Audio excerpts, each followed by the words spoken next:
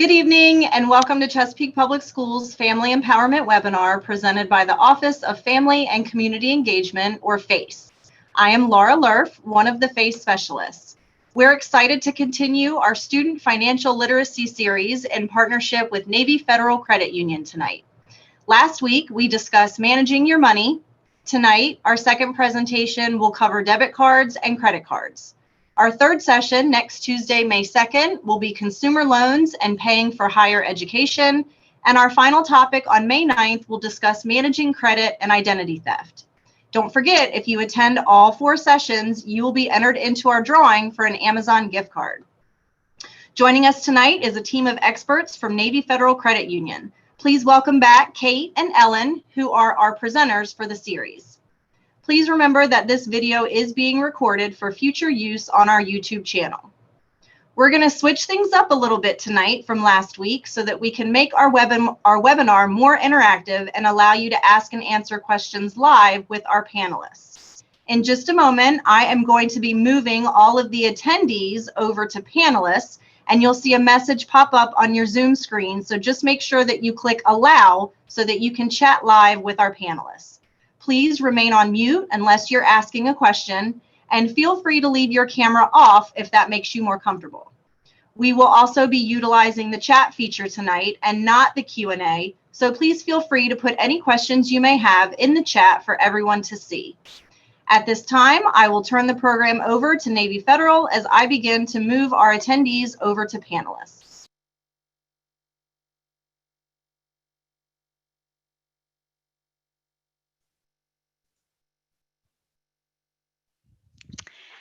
Hi, everyone. Good evening. I know some of us were with us in our last session last week.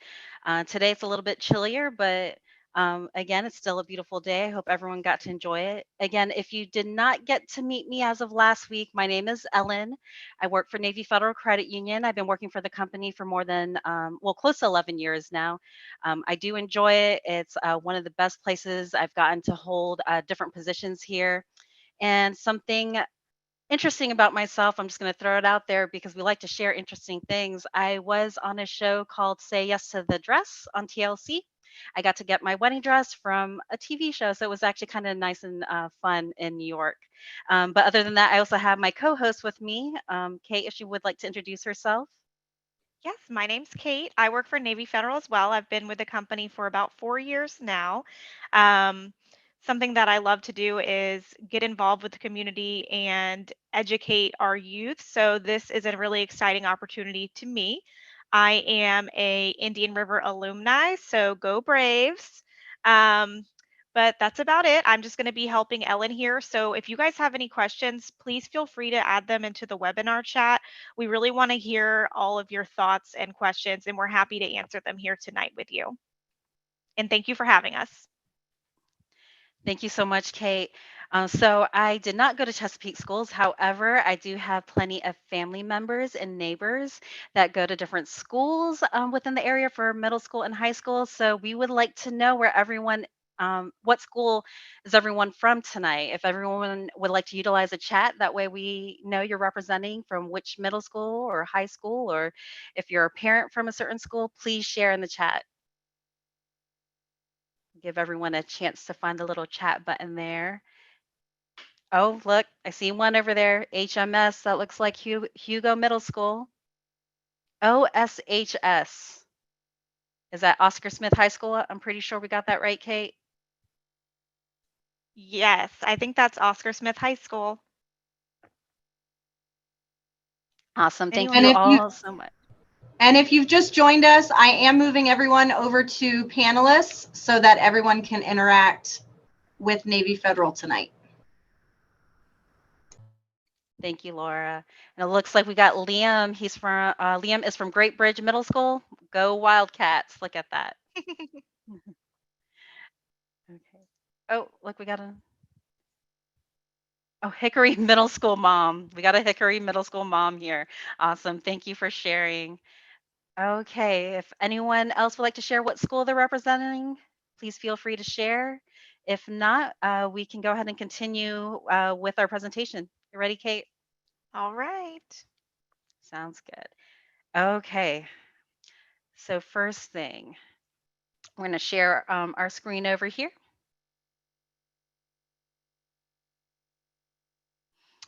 And before we begin, as you can see, our topic is in reference to debit and credit cards. Does anybody know anything about debit cards? If you'd like to share, please list it in the chat. We'd like to know what you know about debit cards.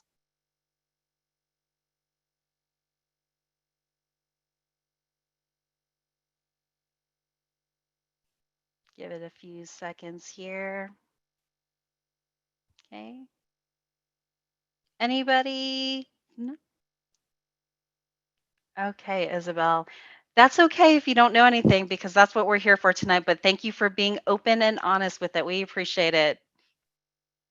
Okay, so we'll go ahead and go into the first slide here. And we also have someone commenting that they run off of borrowed money. Actually, for the debit cards, it's going to be some of your own money, but we're going to go into a little bit more details with that. So we'll go ahead and start with it. So, debit cards. What is a debit card? A debit card is a plastic card that is electronically connected to the cardholder's checking account. When a debit card is used to make a purchase, money is immediately deducted from the checking account that is linked to the debit card.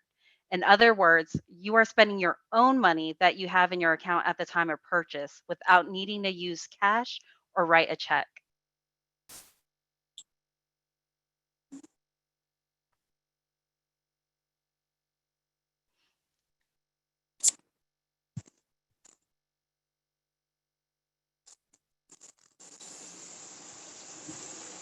Okay.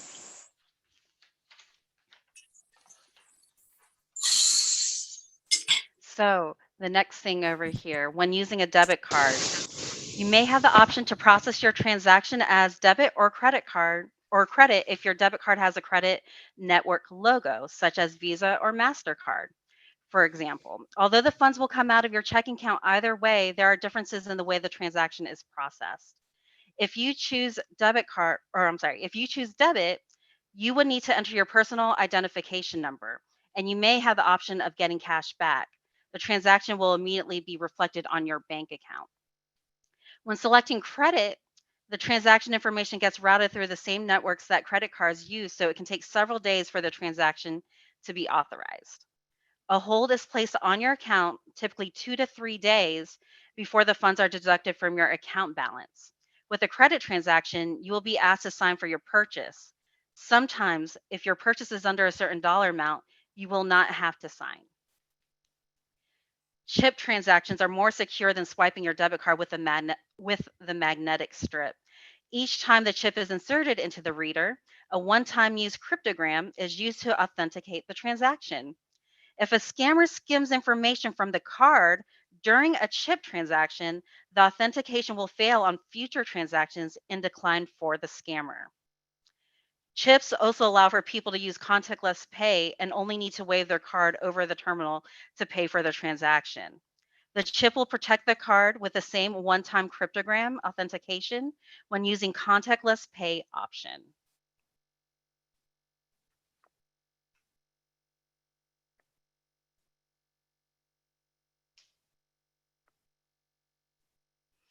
Okay. So debit cards are a convenient way of paying for items, and they can help you manage your money. Here are things debit card users should do to get the most out of their cards. One, you want to keep receipts and note debits in your checking register. Check your account balance frequently, either online or through the bank to avoid overdraft. 3, beware of bank overdraft policies and fees. Customers can decline the bank's convenience coverage for overdraft, which could cost high fees if they overdraw their accounts. Instead, sign up for overdraft protection that is covered by a savings account. Find out what the bank's daily limit is for usage of your checking account. If a cardholder balance if a cardholder's balance is low, it's best not to use debit for purchases such as gas, where a hold of $50 will be placed on the card. When they hold this money, you no longer have access to it. So don't use a debit card to reserve car rentals or hotels. They actually place large holds on your account and may cause you to overdraw your checking account. Finally, never share your PIN number to let someone borrow your card.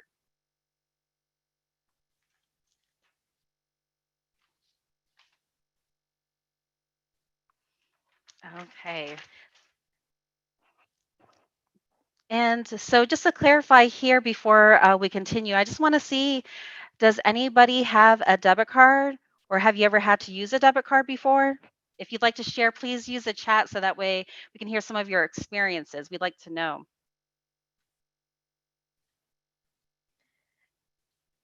Ellen, I know when I had my first debit card, it was really exciting to me because I was able to go to the movie theater and actually pay for my own popcorn, my own drinks, and things like that with my own plastic card and not having to borrow cash from my parents. So that was really cool to me. Oh, that's awesome. Well, thanks for sharing, Kate. Anybody else that has any experiences with debit cards? Okay. Well, what we can do is we can go ahead and continue from here. And then if you still have stories you'd like to share, please utilize that chat. We appreciate it. So debit cards, they're a convenient way of paying for items and they can help you manage your money. Here are things debit card users should do to get the most out of their cards. Oh, I apologize. Let's see. So besides some of the tips that Kate had shared over here, I just wanted to share that I had an experience with when I was younger. Um, Not all banks, allow all children to have debit cards. Now times are different now, and the usage of it is so much more than before. So I know I can appreciate all the changes that have happened since then. But what we'll do is we'll transition and we'll reach out from debit cards and go on to credit cards. So before we continue, just to see, has anyone ever had to use a credit card in a situation, or do you know what a credit card is in comparison to the debit card? You can feel free to utilize the chat if you want to share your answers there. And if you haven't gotten a chance to share, just go ahead and still type them in. So I will explain. Isabel, my mom uses a bunch of cards. Okay. So she might have some debit cards in there. She might have some credit cards, right? Okay. And you haven't had any experience with any. That's okay. One of these days you might. It may not be right now, but it may happen sooner than you think. So I'll go in a little bit more details about what a credit card is. So a credit card, ver- a credit card looks very similar to a debit card. However, instead of being connected to your own funds, it holds pre-approved credit. When using a credit card, you are purchasing goods and services now and paying for them later. You may continue to borrow on a credit card as long as you do not exceed the credit card's limit, which is the maximum dollar amount that can be charged on the card. The credit limit will vary for each individual and will depend on the cardholder's creditworthiness and chosen credit card product.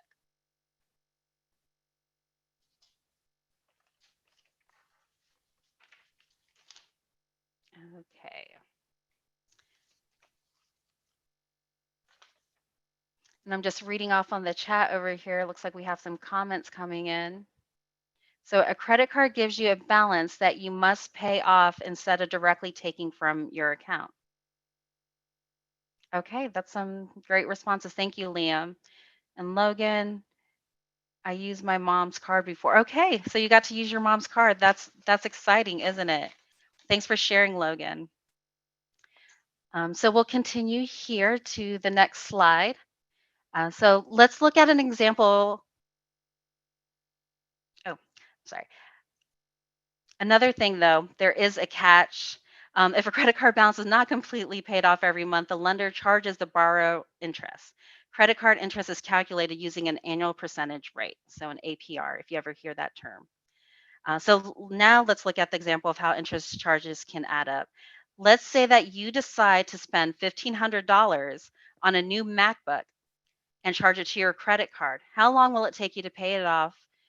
You how long it takes you to pay it off if you make no other purchases. Let's see. And well, if you make the full payment of the $1,500 by the due date, you will not be charged any interest. So it will take just 1 month and cost you just the price of the computer. However, if you decide to make monthly payments of $135, you will be charged 15% interest on the remaining balance each month. By doing this, it will take you 1 year to pay off the balance, and you will pay $125 in interest, making the total purchase $1,625. That may not sound too bad. But if you decide only to make the minimum payment of $30 each month, it will take you a total of 6.5 years to pay it off. It will cost you $860 in interest with a total purchase price of $2,368, which is far more than the price of the computer. And you may no longer even have the computer by the time it's paid off. Before we continue, does anyone else have any other questions so far? How are we doing?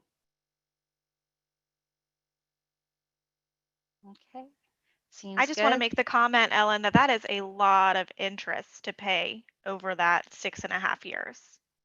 It is, isn't it? You can almost pretty much buy like 2 more, right? Maybe 3. Yes, Kate, thank you so much. Okay, so if we're good with that and there are no questions, we'll continue on. So let's talk about some advantages. There are many advantages to having a credit card. They're very convenient. It's easier and safer than carrying cash.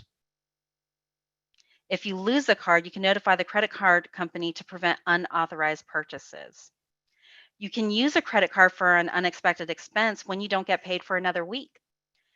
They are a good way to build positive credit history if you control your use of them and pay your bills on time.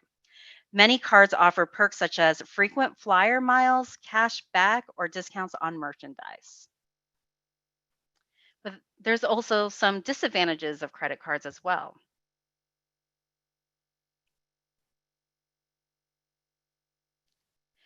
We said that they were convenient, but they can also be too convenient. Having a credit card on hand can make it too easy to spend when you don't need something but just want it. Fees and interest can add up if you carry a balance or take out a cash advance. Using credit cards can drive you into debt. Overspending can quickly result in bills that are difficult and expensive to pay off. As your balance increases, so does your monthly minimum payment. So, the next thing, are you ready for Hey, credit? Ellen, I just want to interject. There's a Oh, couple yes. comments here. Oh, yeah. So Isabel says, if you're using credit cards for so many different items, she's saying you're constantly in debt. So yeah, it can become a cycle if you continue to swipe and you forget what you're swiping for and just paying your minimum payment. And Logan says, it seems to me that debit cards are better. Liam says, my mom uses her credit card and pays it off as soon as she gets it to make money from the 2% cashback perk. Yeah, a lot of financial institutions offer credit cards with those kind of benefits. So some people do take advantage of that. And Logan also says credit cards are somewhat risky, and they can be if you don't know how to monitor the spending on them. That's for sure. Oh, yeah, for sure. Thank you all for sharing. Yeah. Um, they have, like we said, there's obviously advantages and disadvantages, and definitely takes some responsibility.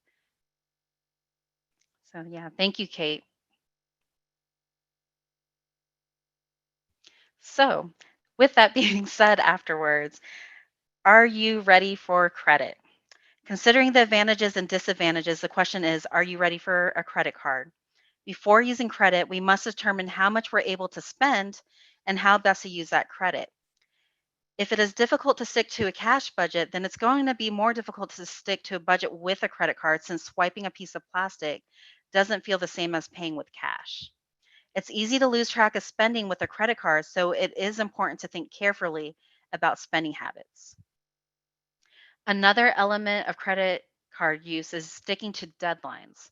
If you lost track of how many times you've accidentally forgotten a homework assignment or asked for an extension on a project, then it could be a problem if the same habit continues with your credit card with respect to making payments on time. A lot of bad things can happen, kind of like with what we shared here in the chat.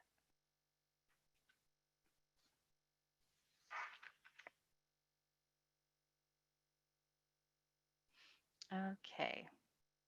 So, any comments at this point? Any other additional thoughts before we continue? Not, we will continue from here. Oh no, Isabel. Okay, well, welcome back to the chat, Isabel. You didn't miss so much on here. We did talk about your comment here, so thank you for sharing in the chat.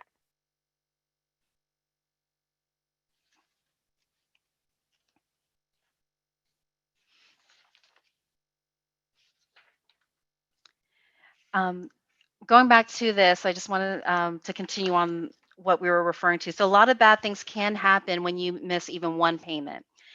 They apply a penalty fee, and you might even have to pay a much higher interest rate for a few months. And one missed payment to a lender or creditor can stay on your credit history for 7 years. Again, that's 7 years. Having credit is a huge responsibility, and it's up to you to use it wisely. So take a closer look at your own habits before you make the decision to get a credit card. Are you the kind of person who does a lot of impulse buying or forgets deadlines a bit more often than you should? It doesn't mean you should never get credit, but give yourself some time to improve on these habits to better prepare yourself to use credit responsibly.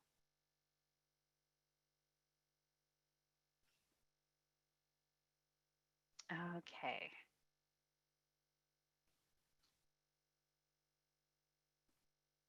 So if you ever use your credit the right way, you can build a good credit history and a high credit score.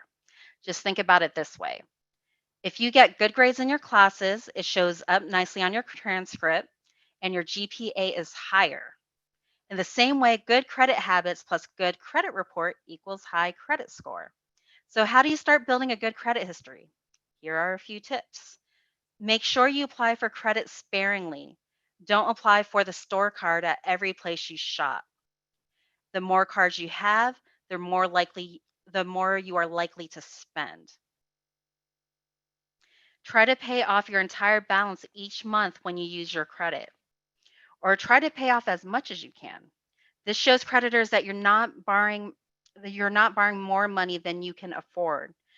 Don't max out your cards. Chances are that you can't afford to pay off a maxed out credit card balance. Lenders know borrowers who max out their cards often have difficulty repaying what they've borrowed.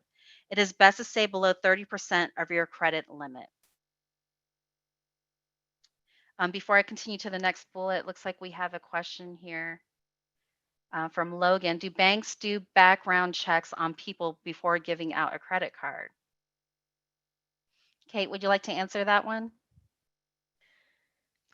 So, not necessarily. They don't necessarily do a background check, but they will check your credit report.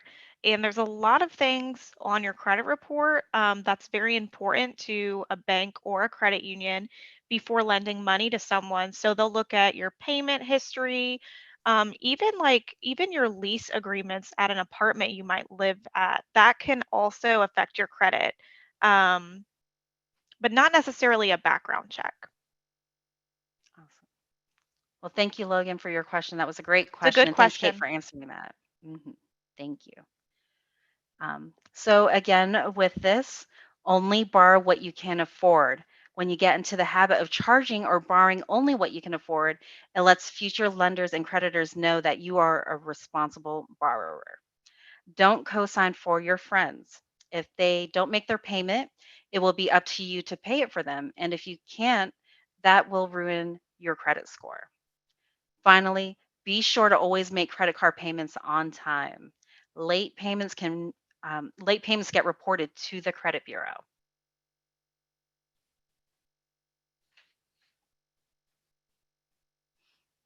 Okay. An alternative to a traditional credit card is a prepaid card.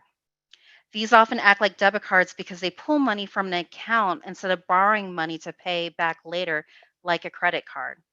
They are different from debit cards, though. Owning a prepaid card involves loading money onto a card that is not an official checking or savings account. Some prepaid cards do have fees for loading money as well as monthly fees.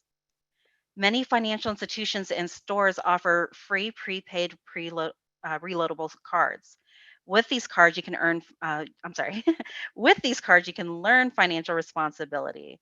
Parents can help you stay on track by monitoring your spending, setting spending limits, scheduling automatic loads, reviewing statements online, and more. So, prepaid cards, let's talk a little bit about it. Has anyone ever had experience with a prepaid card, or has anyone ever gotten one before? Please feel free to utilize that chat if you had any experience with prepaid cards.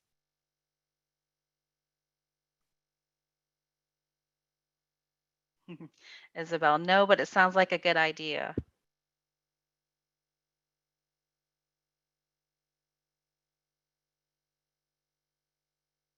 Okay. Yeah. Let's see. Liam said, Liam what's the said, age? Hmm. "Oh, what's the age requirement for a prepaid debit card?"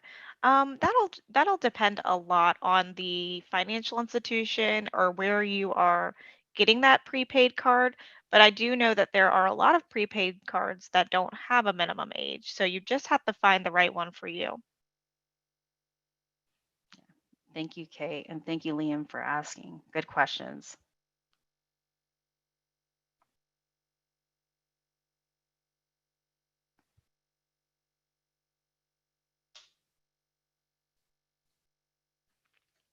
Okay, I think we got a couple more in the chat. I don't know if you want to read that off here.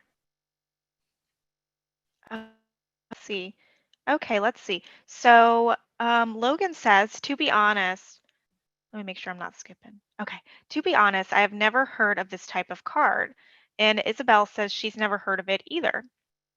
It's a great, it this card is a great option for budgeting and just learning how to manage your money. Not a lot of people know about it. It's kind of similar to a gift card, but it's more, it's reloadable. So it's a little bit more user friendly. Yeah. Well, thank you so much. So at this point, I'm just going to open it up if anyone had more questions, whether if it's a prepaid card, debit card, credit cards, anything at all. I'm hoping that you've learned a few things, especially with responsibility, of course. I know that was like the common denominator thing we discussed here. But they can be really great to use as long as you know how to use it, for sure. Yes, Logan, it is like a reusable gift card in a way. Yes. Um, I think one of the differences between a gift card and those prepaid cards is that the prepaid cards can also be used at the ATM. Yeah. Well, I know from my experience, I did have a prepaid reloadable card, and I had one for different reasons. I would use one for going to watch movies because my husband and I are big movie fanatics. So I knew that I can tend to spend a little bit more on, like, the popcorn and the snacks there. So that's one thing that I would keep one thing aside for. The other thing is, of course, I like to shop. I love buying clothes, so I know I have to set myself a budget for it. So I would separate these prepaid cards just so that way I can utilize it just for those purposes alone. So I found they were an advantage for me, especially when I was trying to get my first house. But there's so many different reasons why you would want to have these prepaid cards.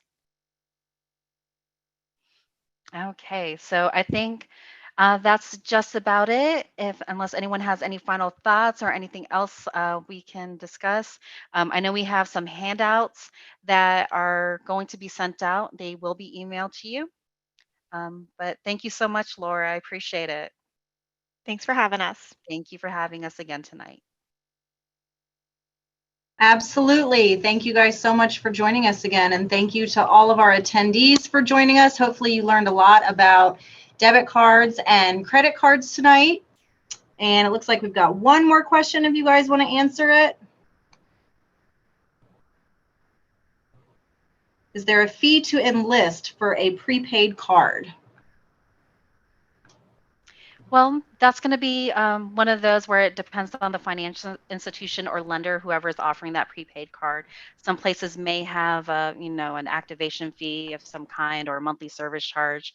And sometimes some of them, they don't have any kind of fees at all. So those are the ones you're going to want to try to look for. Okay,